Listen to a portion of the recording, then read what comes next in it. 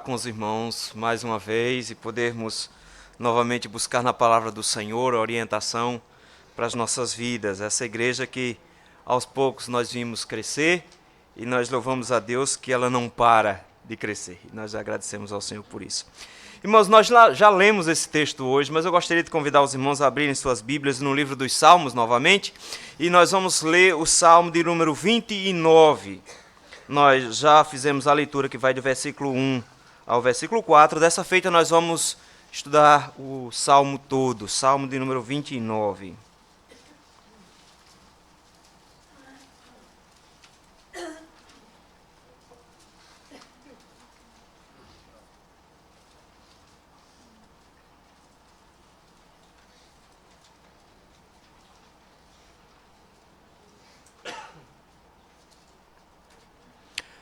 Diz assim a palavra do Senhor. Salmo de Davi. Tributai ao Senhor, filhos de Deus, tributai ao Senhor glória e força. Tributai ao Senhor a glória devida ao seu nome. Adorai o Senhor na beleza da sua santidade. Ouve-se a voz do Senhor sobre as águas, troveja o Deus da glória. O Senhor está sobre as muitas águas. A voz do Senhor é poderosa, a voz do Senhor é cheia de majestade. A voz do Senhor quebra os cedros. Sim, o Senhor despedaça os cedros do Líbano. Ele os faz saltar como um bezerro, o Líbano e o Sirion como bois selvagens. A voz do Senhor despede chamas de fogo. A voz do Senhor faz tremer o deserto. O Senhor faz tremer o deserto de Cádiz.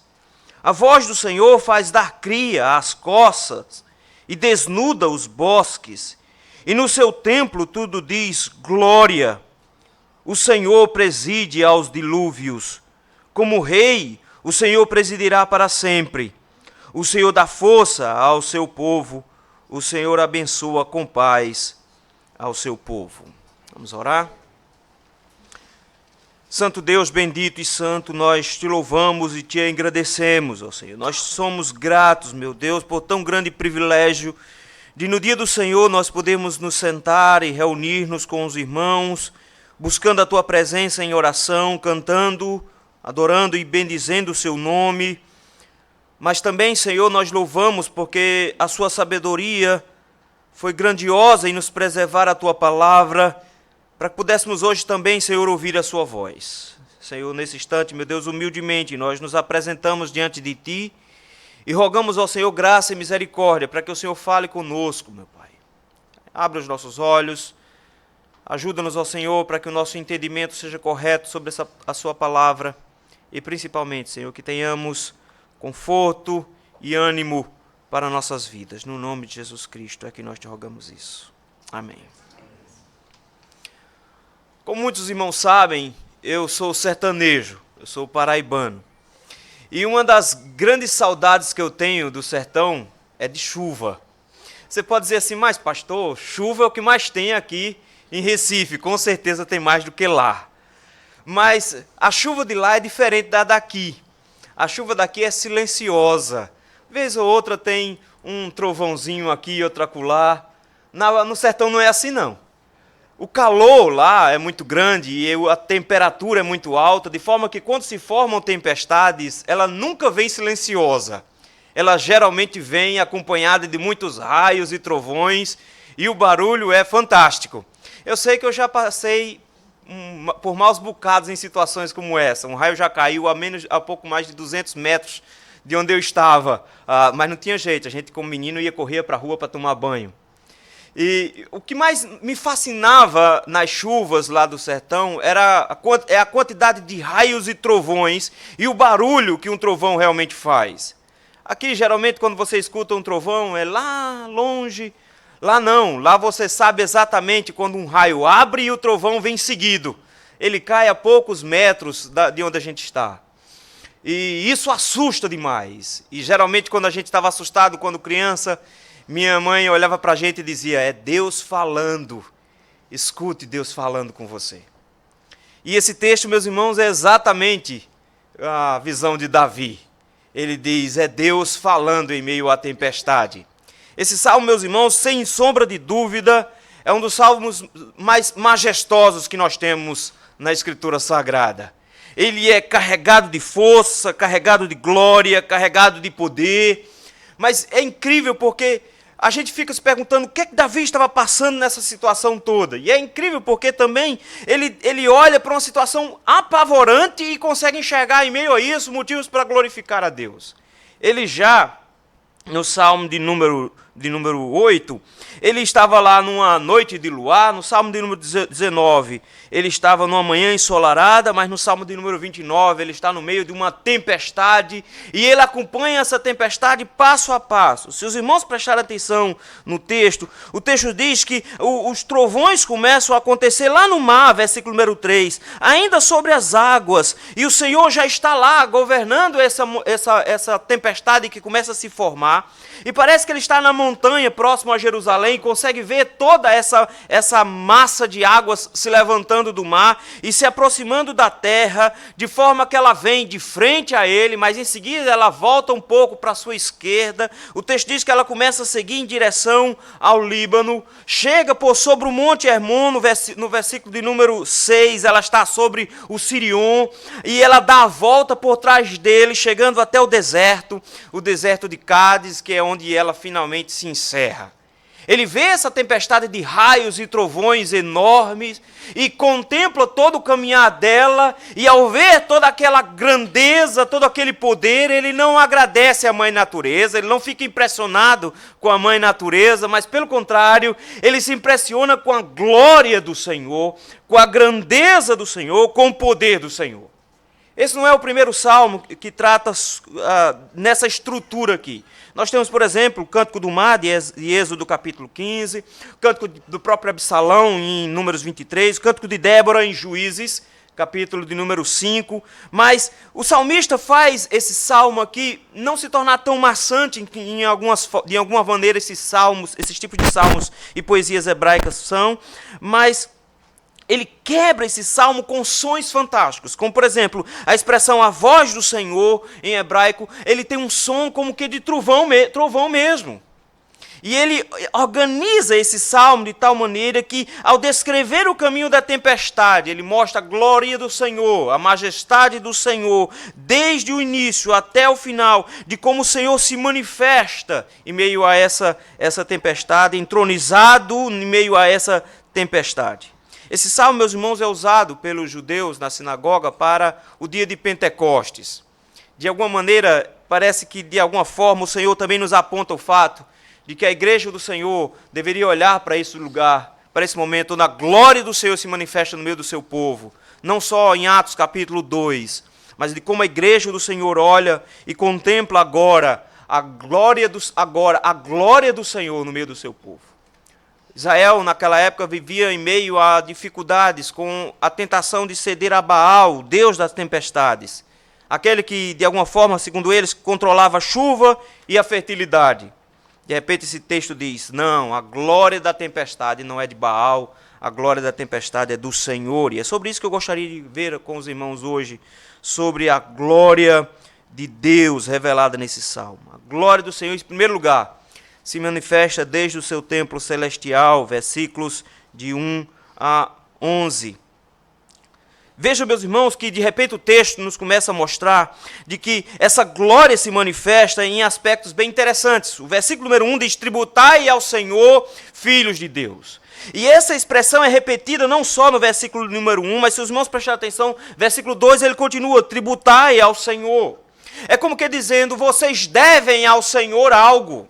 O Senhor não precisa de nada, mas a criação do Senhor, de alguma maneira, deve ao Senhor e tem que entregar ao Senhor uma coisa que lhe é devida. A pergunta é quem que deve entregar aqui? É esse o problema do versículo 1. O texto diz que quem deve fazer isso, quem deve tributar ao Senhor, são os filhos de Deus. A pergunta é quem são os filhos de Deus. Na verdade, se você pegar o Salmo de número 96, a expressão que ele usa aqui é usada para toda a humanidade.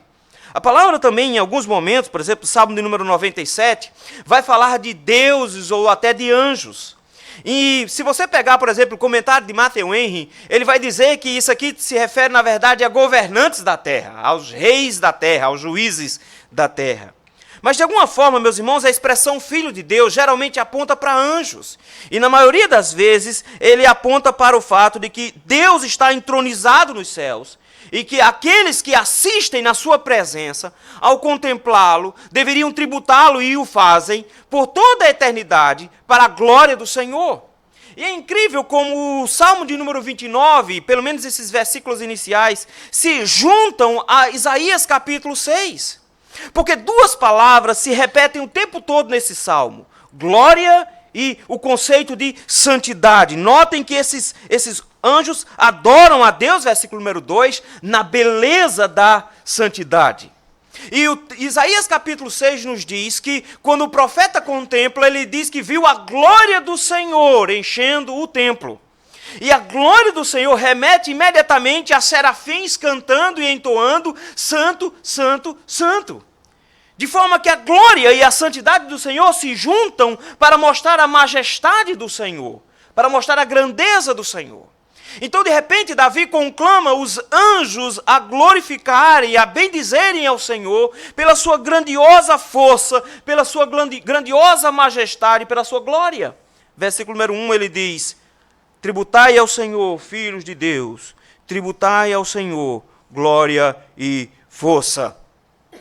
E é incrível porque nesse contexto de uma tempestade enorme, ao ver toda a glória e toda a força manifestada naqueles raios e trovões que se formam, ele diz: o povo de Deus e os anjos nos céus glorificam ao Senhor, porque conseguem contemplar na força da natureza, muito mais do que fenômenos naturais, contemplam a força que o nosso Deus possui.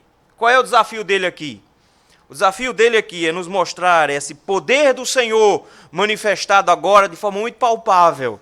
Não só imaginativo, mas agora contemplado com olhos carnais. Ele diz: contemplamos a glória do Senhor.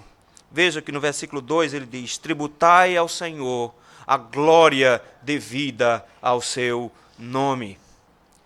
Ele chega agora diante de toda essa grandeza da majestade, e ele não se apresenta somente como alguém que deve glorificar a Deus, mas ele chega agora e diz: o nome do Senhor deve ser glorificado na proporção que ele realmente possui. Não é um mero dar glória a Deus e aleluia na igreja, é reconhecer a grandeza desse Deus e reconhecer o que o nome dele representa.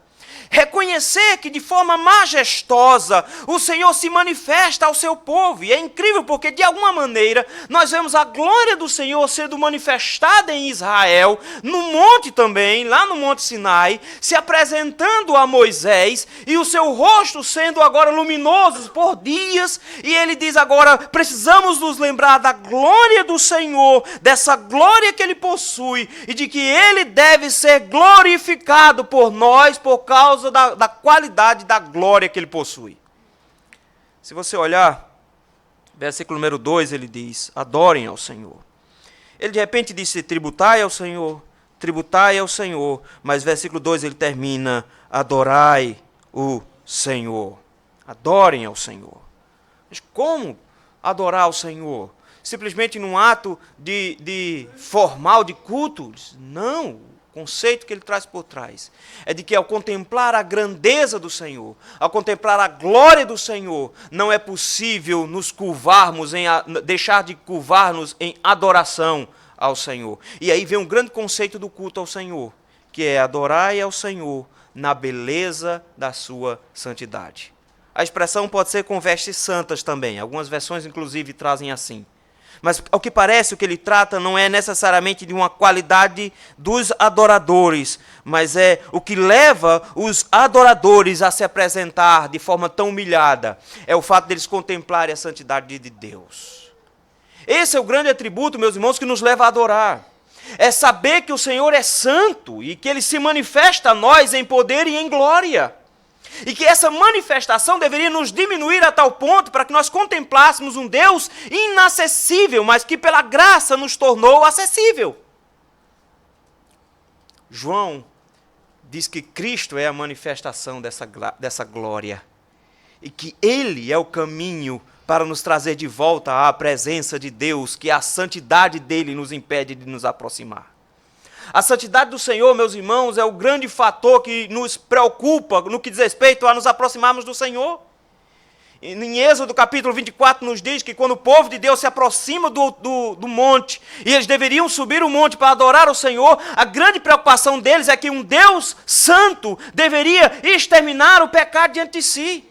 É esse o desespero de Isaías no capítulo 6, quando ele viu o Senhor assentado no seu trono, quando ele viu as abas das vestes do Senhor espalhadas no templo, quando ele viu a santidade do Senhor sendo anunciada por serafins, ele diz: ai de mim, eu sou um pecador. E é contemplando a santidade de Deus que nós vemos a impossibilidade de nós nos aproximarmos dele, mas ao mesmo tempo a glória do Senhor se manifestou a nós, e nós vimos a glória do unigênito do Filho de Deus. Nós vimos em Jesus Cristo a possibilidade de agora nós nos aproximarmos e adorarmos ao Senhor na beleza da sua santidade, lugar em que nem mesmo os anjos ousam adentrar. Nós agora temos ousadia, nos diz o autor aos Hebreus, de entrarmos no Santo dos Santos pelo sangue de Jesus Cristo.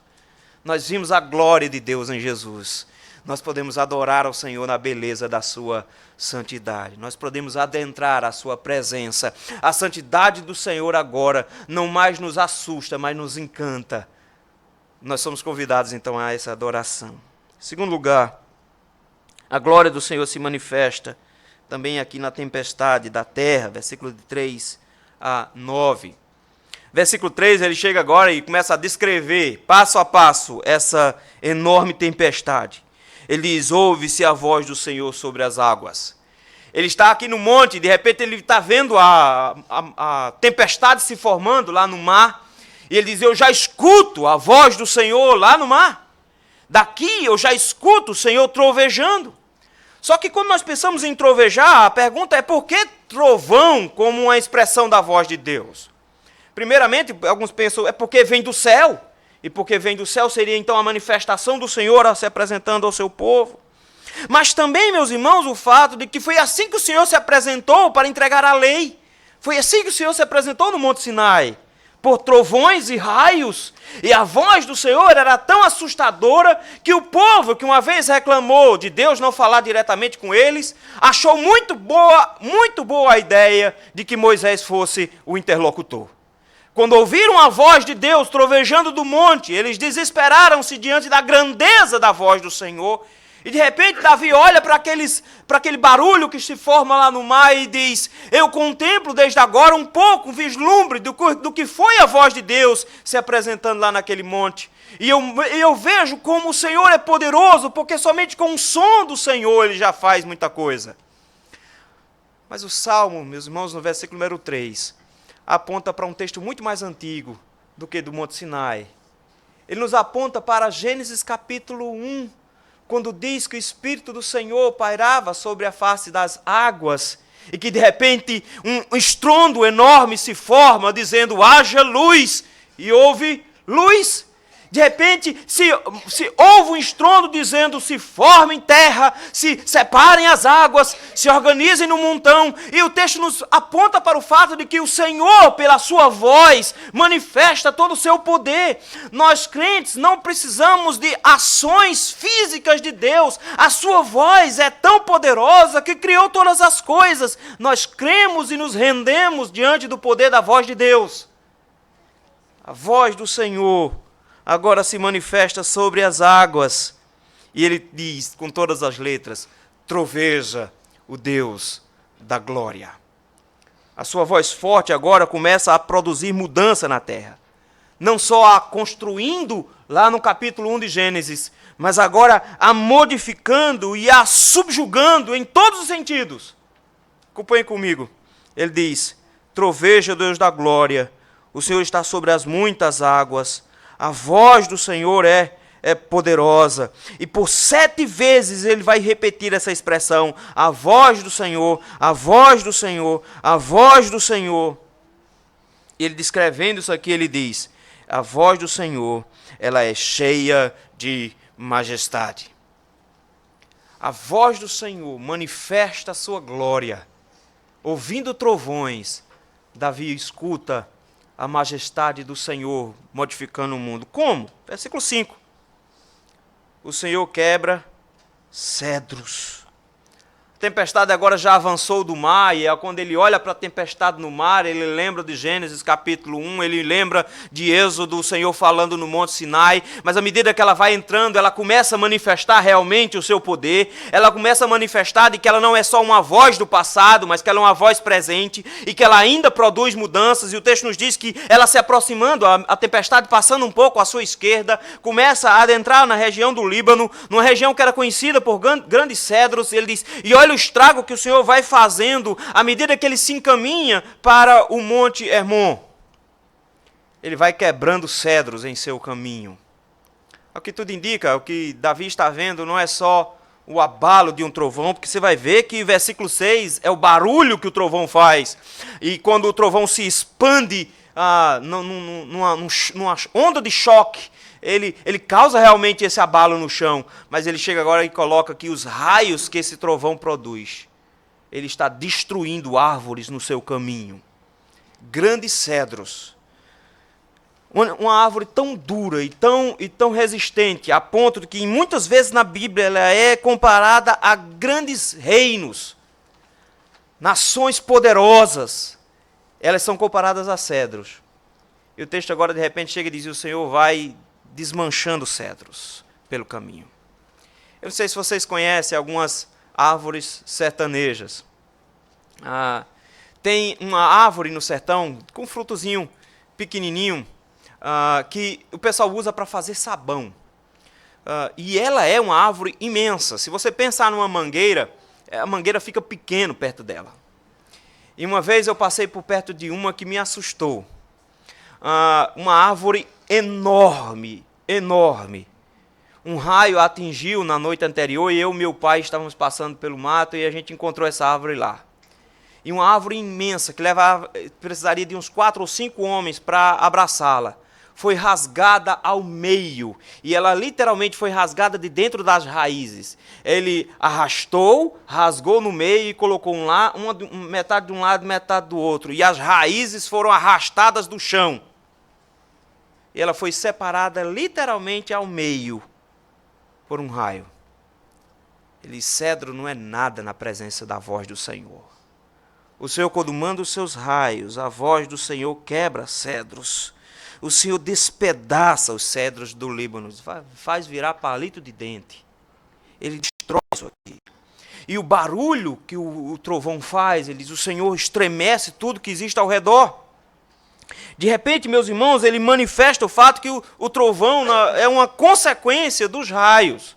O que acontece, na verdade, é que há um desequilíbrio de íons na nuvem, e em meio a esse desequilíbrio, os polos positivos e negativos se chocam e causam um grande efeito elétrico. Só que o aquecimento desse efeito elétrico, que é o raio, é tão poderoso que ele desloca o ar que está em volta. Então o que acontece, na verdade, é uma expansão de ar muito rápida. Tão rápida que quebra a barreira do som, e a barreira do som, então, produz o trovão. E essa onda de choque se espalha em todas as direções e ela também vai em direção ao solo. Ele diz, e essa onda de choque faz com que um monte, mais de 3.500 metros acima do nível do mar, estremeça.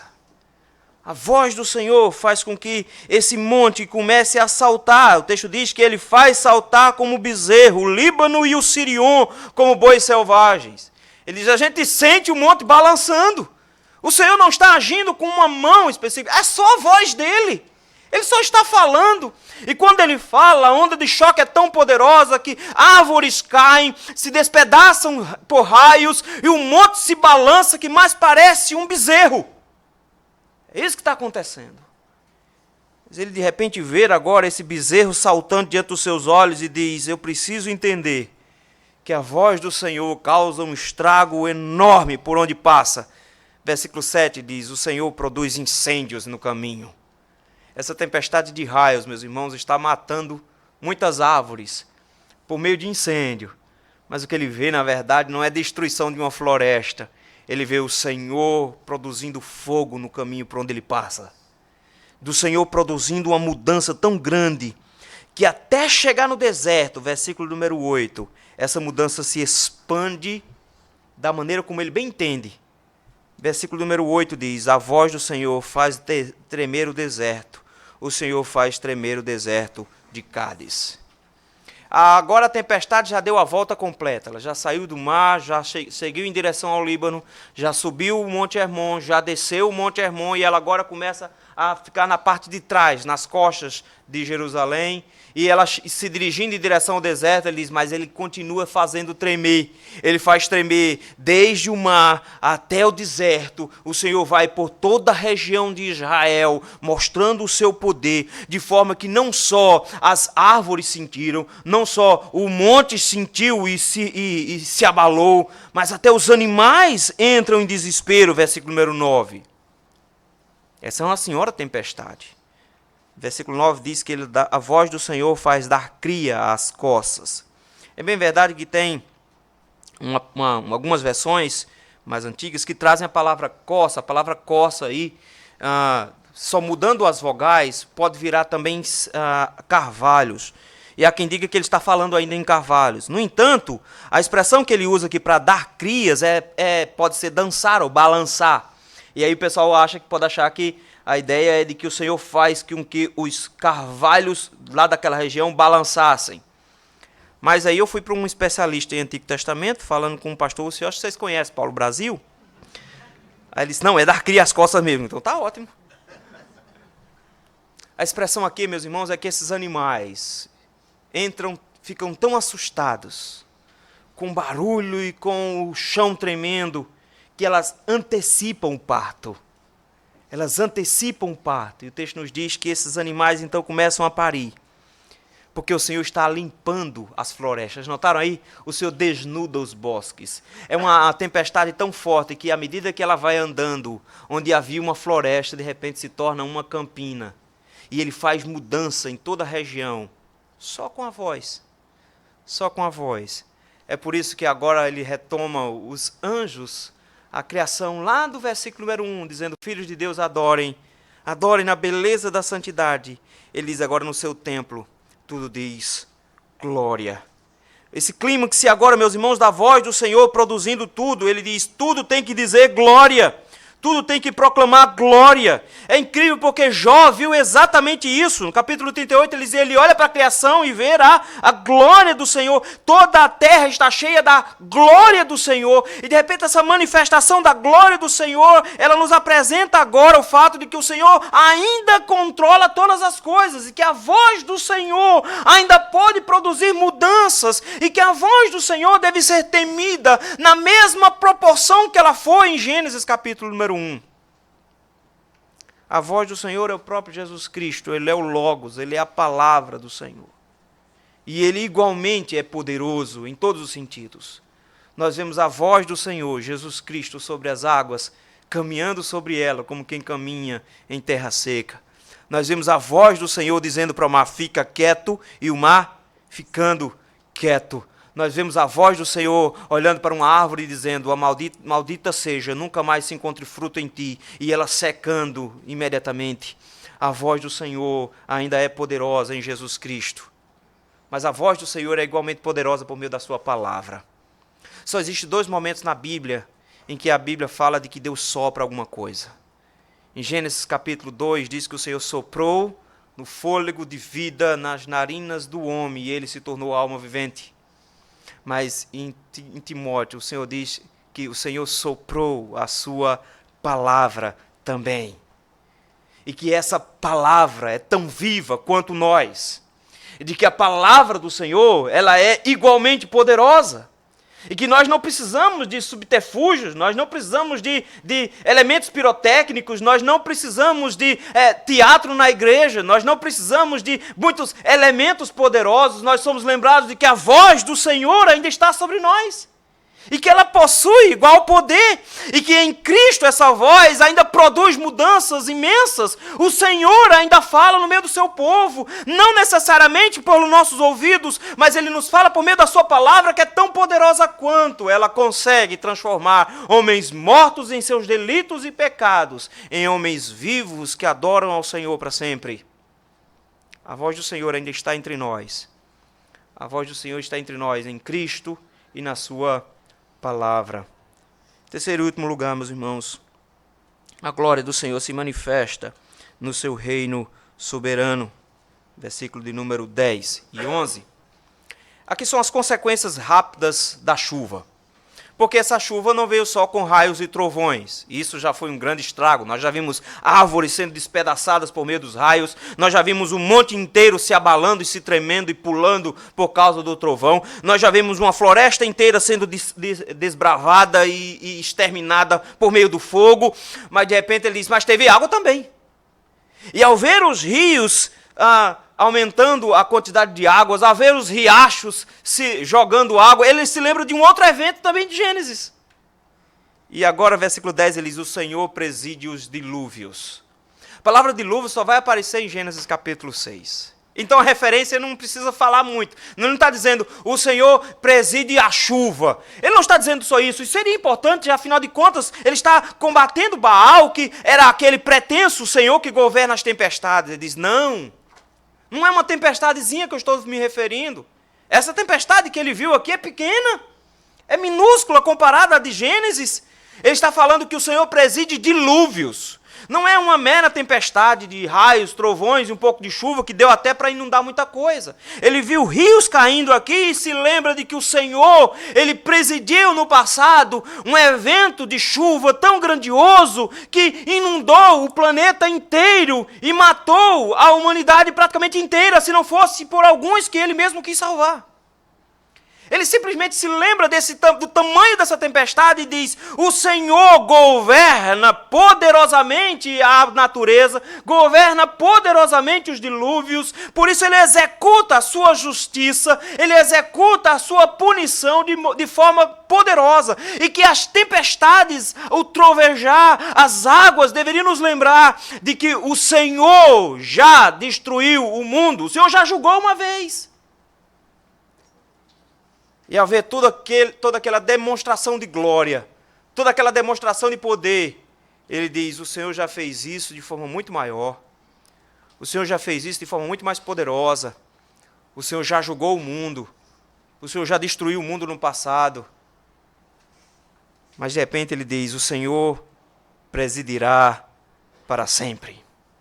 O rei, o Senhor como rei, presidirá para sempre. Ele está dizendo, o Senhor que julgou no passado, julgará no futuro também.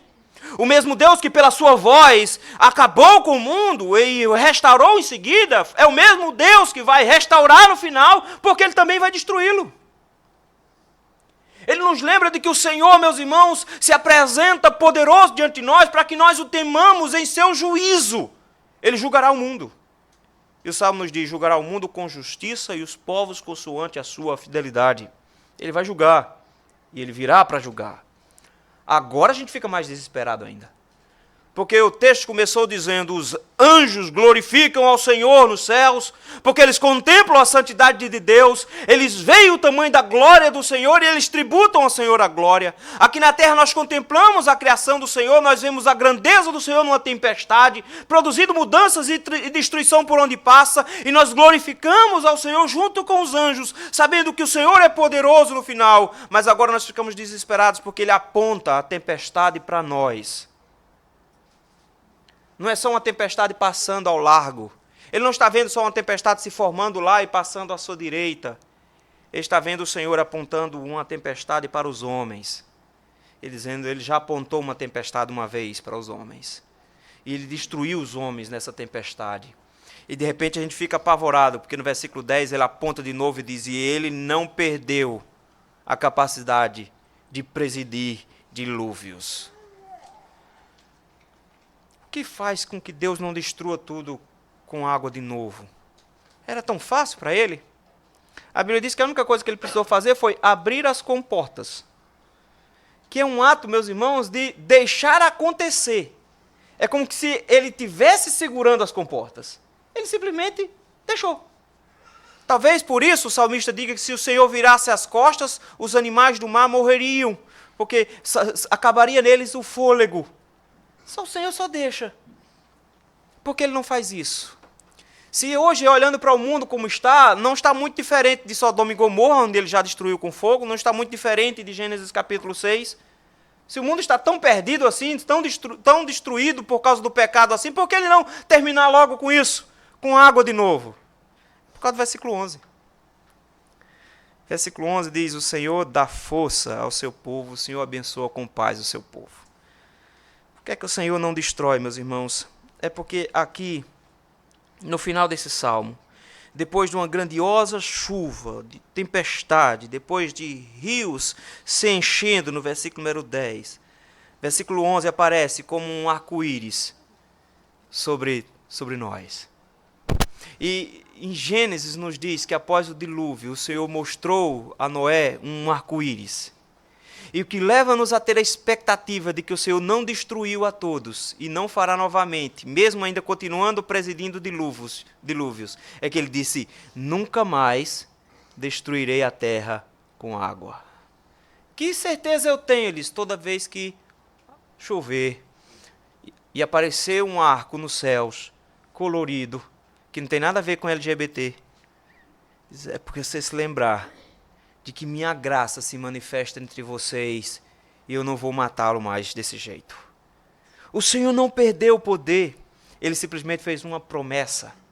E de repente o texto chega agora e olha para o povo de Deus e diz, que coisa boa, o povo de Deus tem uma promessa magnífica. Porque enquanto a graça de Deus estiver sobre o seu povo, a tempestade da punição que o Senhor deu não cairá sobre o seu povo. E essa voz poderosa que destrói tudo que está pela frente não ameaça mais o povo de Deus. Ao invés de ser algo extremamente assustador, ouviremos da boca desse Deus que troveja, bem-vindos, filhos do meu Pai. Sejam bem-vindos. Ele diz, o Senhor dá força ao seu povo. A voz do Senhor agora, meus irmãos, não nos é mais assustadora, mas a voz do Senhor agora se torna a maneira dele nos dizer, eu continuo reinando. Eu continuo mandando, eu continuo com o controle, porque eu tenho controle, o povo de Deus busca força no Senhor, na certeza de que Ele controla. Se o Senhor ainda tem poder para produzir tanta força, se o Senhor ainda preside a dilúvios e não nos mata por causa da sua graça, o povo de Deus olha para a voz dele trovejando e consegue se encantar, ao invés de se assustar. O povo de Deus encontra força, onde os ímpios encontram pavor. O povo de Deus encontra ânimo, onde o mundo inteiro encontrará desespero. Ouvir a voz do Senhor como trombetas no último dia será para os crentes o maior de todos os alívios, enquanto para os ímpios será o pior de todos os pesadelos. A voz do Senhor agora dá força ao seu povo. E olha como é que ele termina, versículo 11. O Senhor abençoa com paz o seu povo. A calmaria depois dessa tempestade toda agora nos mostra o Senhor dizendo, não destruí vocês. Pelo contrário, vocês agora têm paz. E eu acho bonito a ideia de paz, porque paz não é somente estar tranquilo, não é só tranquilidade, é muito mais do que isso, é ter tudo resolvido. Não ter mais nenhuma pendenga a resolver. Para vocês terem uma ideia, os judeus usam a expressão paz para falar de pagar uma conta, de pagar dívida. Você está devendo a você, ele não tem paz com você. Quando ele pagar, eles agora nós temos paz, nós resolvemos a pendenga, nós não temos mais nenhuma pendenga, não tem nada pendurado entre nós. E de repente o príncipe da paz, que veio até nós agora, e fez paz por causa da sua morte. Justificados, agora nós temos paz com Deus, por meio de Jesus Cristo. Nós agora temos paz com o Senhor. E a voz do Senhor não mais nos assusta, mas a voz do Senhor nos encanta e nos leva a adorar junto com Ele. Relâmpagos e trovões, lá em Apocalipse, não mais nos assustam. Eles agora nos confortam, nos animam e nos alegram. Esse é o nosso Deus. Ele só está mostrando um pouco da sua glória. Queridos, eu não sei se vocês já viram uma tempestade grande. Não sei se vocês já viram uma tempestade realmente assustadora. Mas o texto de repente nos lembra de que tudo isso só manifesta uma pequena fagulha da glória de Deus. Mas da glória de Deus também revelada a nós. De maneira que quando olharmos para esse texto, meus irmãos, ao invés de vermos uma mera descrição de uma tempestade, e ficar esperando o dia de ter uma chuva bonita assim, para a gente olhar para ela e dizer como Deus é grande. Mas de repente o texto nos lembra, meus irmãos, de que eu, como igreja do Senhor, que o irmão, como igreja do Senhor hoje, pode se alegrar na pessoa de Jesus Cristo, porque todo esse salmo aponta para a glória perfeita, aquele que manifestou realmente a Deus de forma perfeita em Jesus Cristo. E nós somos agora conclamados a nos juntar a esses anjos e dizer também glória ao Senhor, porque nós adoramos ao Senhor na beleza da santidade do Senhor, porque Jesus Cristo se fez pecado em nosso lugar, para que nós tivéssemos acesso à sua presença, e agora contemplar a santidade do Senhor não nos é mais assustadora, mas a santidade do Senhor nos leva a reverentemente nos curvarmos e adorarmos ao Senhor. Os anjos, lá em Isaías capítulo 6, os serafins têm 6 asas. Eles não precisam de tantas asas assim. Com 2 eles já eram suficientes. O texto diz que com 2 eles voavam. Mas com 2 eles cobriam os pés e com 2 eles cobriam o rosto. Porque nem serafins que lidam na presença de Deus, na santidade de Deus, olhariam para o seu rosto. E de repente nós somos agora, meus irmãos, apresentados ao fato de que nós iremos contemplar ao Senhor em Jesus Cristo. E nós veremos a Ele. E nós adoraremos na beleza da sua santidade. E nós desde já nos alegramos e nos encantamos com a glória do Senhor manifestada em Cristo Jesus. E nos reunindo hoje pela manhã, contemplamos a santidade de Deus que deveria nos assustar, mas contemplamos o sacrifício de Cristo que nos faz nos encantar com Ele.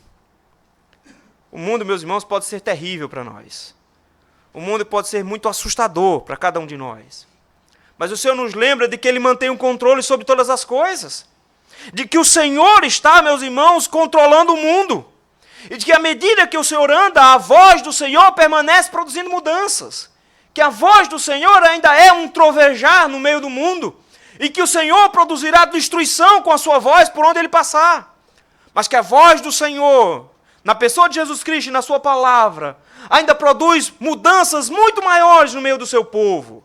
Nós não precisamos ver milagres grandiosos. Nós não precisamos ver coisas grandiosas. A voz do Senhor produziu conversões. A voz do Senhor produziu transformação de corações. Ele nos retirou um coração de pedra e nos colocou um coração de carne. Ele nos transportou do reino das trevas para o reino da sua maravilhosa luz. O Senhor ainda faz mudanças. Precisamos crer de novo nessa mesma voz. Nessa voz que criou todas as coisas. Nessa voz que produz mudança no mundo. Nessa voz que controla o mundo. Nessa voz que preside a sua igreja. Nessa voz que é proclamada todos os domingos nessa igreja. Não precisamos de muita coisa. A palavra do Senhor, ela produz mudanças. A palavra do Senhor produz transformação. A igreja do Senhor precisa de novo ter prazer em ouvir a voz do Senhor. E quando ouvir a voz do Senhor, não dizer que texto longo, que sermão maçante. Dizer, não, a voz do Senhor quebra os cedros. Ele quebra os cedros do Líbano. Quando o Senhor fala, Ele faz dar cria às coças, desnuda os bosques. Quando o Senhor fala, o chão treme. A voz do Senhor ainda é ouvida quando nós lemos a palavra e nós encontramos Jesus Cristo. E no final das contas, meus irmãos, nós continuamos a glorificar ao Senhor. Porque aquilo que deveria nos trazer pavor, deveria nos assustar, nos leva a nos render aos pés de Jesus Cristo e dizer, o Senhor fez paz. O Senhor produziu paz. E toda essa tempestade, essa manifestação de glória e de poder que o Senhor manifestou, não nos assusta mais. Não nos assusta. Porque ela já passou sobre nós, como na Páscoa o anjo da morte passou sobre o povo de Deus sem o atacar. Porque na pessoa de Jesus Cristo nós somos agora pacificados com Deus. E nós agora temos um arco-íris sobre nós. De forma que quando olharmos para o Senhor, a sua aliança nos protegerá. Ele nos prometeu, nós somos livres da condenação do inferno. Que o Senhor nos dê a graça de contemplarmos a sua glória, a sua santidade e bendizermos ao Senhor, porque a voz do Senhor ainda é completamente poderosa. Que o Senhor nos abençoe, meus irmãos.